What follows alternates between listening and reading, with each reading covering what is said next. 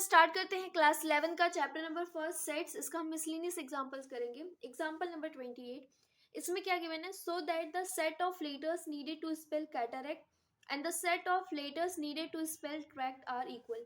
तो कैटरेक्ट जो ये वर्ड है उसके अंदर जो लेटर्स हैं उसका हमने क्या बनाया, सेट बनाया।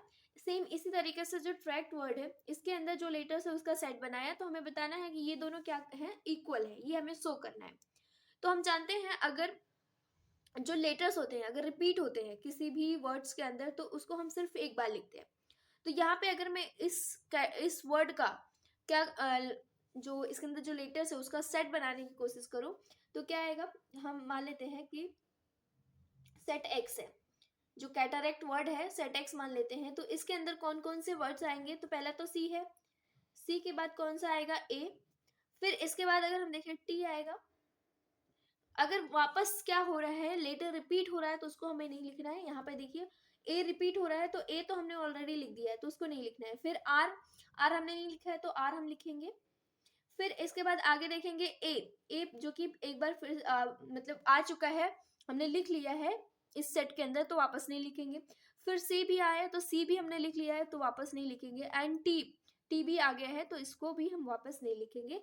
तो जो सेट आता है, ये जो सेट ऑफ लेटर्स बन के आता है इस वर्ड का, वो क्या आता है, CATR।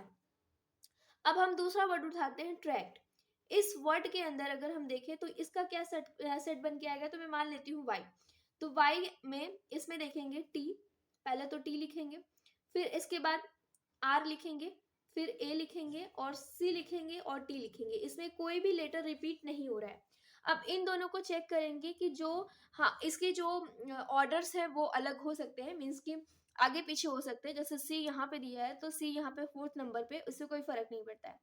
तो यहाँ पे देखो CATR, सी, अच्छा यहाँ पे हम टी नहीं लिखेंगे, वापस टी रिपीट हुआ है तो क्योंकि ऑलरेडी हमने लिख दिया हुआ है।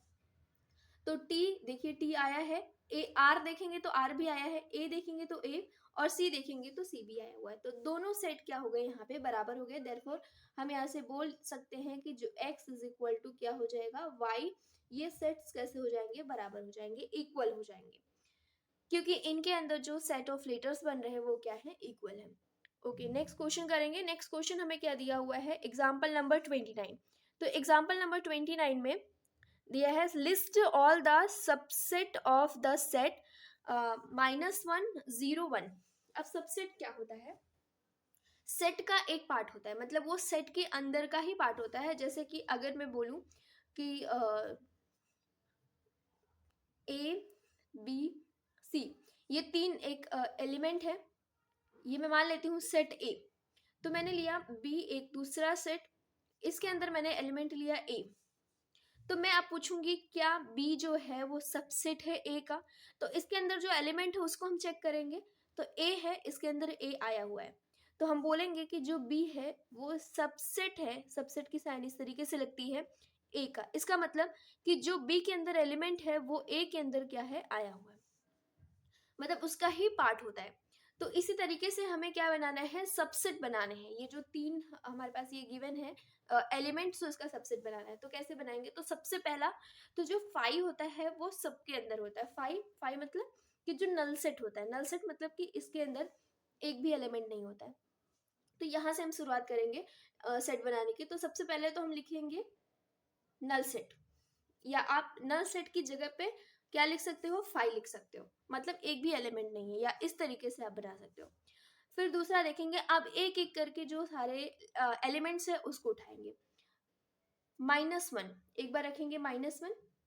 फिर इसके बाद इसको दूसरा ब्रैकेट के अंदर क्लोज करेंगे। फिर सेकेंड लेटर कौन सा है, सेकेंड वर्ड 0, वर्ड नहीं बोलेंगे, एलिमेंट बोलेंगे।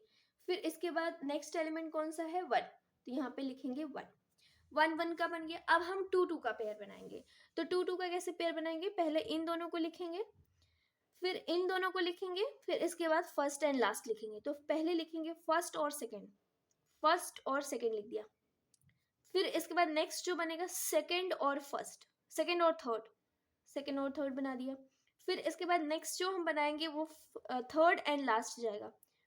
आप उसको आगे पीछे भी कर सकते हो, कोई दिक्कत नहीं। फर्स्ट एंड लास्ट, तो 1 1 1 और फिर कॉमा -1, ये बन गया। अब जो अगर 3 का बनाएंगे तो 3 का वही जो सेम है वही आएगा, तो यहाँ पे हो जाएगा -1 0 1। अब काउंट करते हैं कितने हैं, 1 2 3 4 5 6 7 8, तो कितने आए हैं इसके अंदर, जो सबसेट आया है वो कितने आए हैं, 8 आए हैं, 8 सबसेट है टोटल। अब मैं इसको दूसरा तरीका आपको बताती हूँ कैसे निकालना होता है। देखो जैसे कि ये इसके अंदर कितने एलिमेंट है इस सेट के अंदर, अगर मुझे इसका सबसेट पता करना है डायरेक्ट, क्योंकि हम बार बार तो लिखने नहीं बैठेंगे, अगर हम कोई और बड़ा नंबर आ गया बनाने नहीं बैठेंगे, तो हमें करना क्या है, इसके अंदर एलिमेंट देख लेना है, कितने एलिमेंट हैं, 3 एलिमेंट हैं। तो एक कॉमन फॉर्मूला होता है, जब अगर हमें सबसेट निकालना हो किसी भी सेट का, तो फॉर्मूला होता है 2 के ऊपर पावर होता है n। अब n क्या है, n जो हम नंबर ऑफ एलिमेंट्स होते हैं, n की वैल्यू क्या है, नंबर ऑफ एलिमेंट्स